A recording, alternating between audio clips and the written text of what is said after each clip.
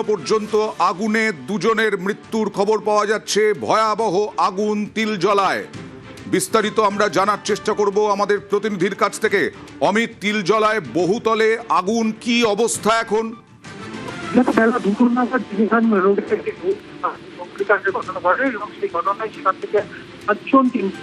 অমিত, তোমার কথা স্পষ্ট হচ্ছে না, প্লিজ একটু অন্য কোথাও গিয়ে যদি সরে গিয়ে কথা বলো। তিলজলায় ভয়াবহ আগুন, এখনো পর্যন্ত দুজনের মৃত্যু হয়েছে এবং এখনো পর্যন্ত যা জানা যাচ্ছে চিত্তরঞ্জন ন্যাশনাল মেডিকেলে নিয়ে যাওয়া হয়েছে 5 জনকে।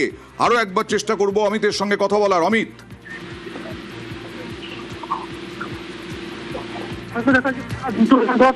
থানা এলাকার জেজিঘাট রোডের একটি পাঁচতলা বহুতলা অগ্নিকাণ্ডের ঘটনা ঘটে এবং 1 ঘন্টার চেষ্টা আগুন নিয়ন্ত্রণে হলেও সেখানে 5 জন আটকে পড়েছে এমনটা কিন্তু দমকল সূত্রে জানা যাচ্ছে এবং তাদেরকে সেখান থেকে উদ্ধার করে চিত্তরঞ্জন ন্যাশনাল মেডিকেল কলেজে পাঠানো হয়, যাদের মধ্যে 2 জনের অবস্থা আশঙ্কাজনক ছিল।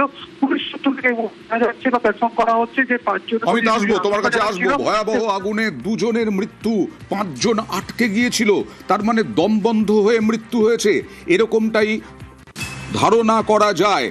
ভয়াবহ আগুন তিলজলায় বহুতলে 5তলা ফ্ল্যাট, 5তলা অ্যাপার্টমেন্টে আগুন লেগেছে। ভয়াবহ আগুনে এখনো পর্যন্ত 2 জনের মৃত্যু হয়েছে।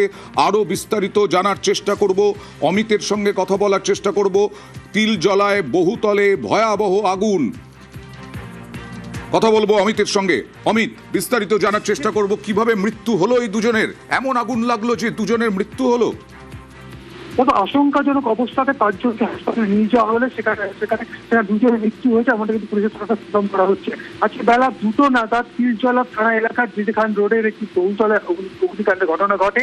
সেখানে দমকল চাকরি হয় এবং সেখানে আগুন তারা নিয়ন্ত্রণে আনলো। ভেতরে 5 জন আটকে পড়েছিল এমনটাই দমকল সূত্রে জানা যায় প্রাথমিকভাবে, এবং সেখান থেকে তাদেরকে রেস্কিউ করা হয় এবং তারপর তাদেরকে নিয়ে যাওয়া হয়েছিল স্থানীয় চিত্তরঞ্জন মেডিকেল কলেজে। সেখানে যখন নিয়ে যাওয়া হয় 5 জনকে, তাদের মধ্যে 2 জনের অবস্থা ছিল আশঙ্কাজনক।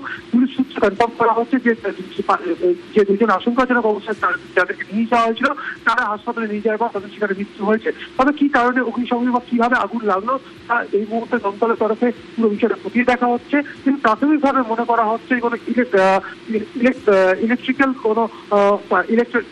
কোনো ফায়ার হয়েছিল এবং সেখান থেকে ভেতরে মোবাইল ভরে গিয়েছিল এমনটা কিন্তু প্রাথমিকভাবে বলা হচ্ছে।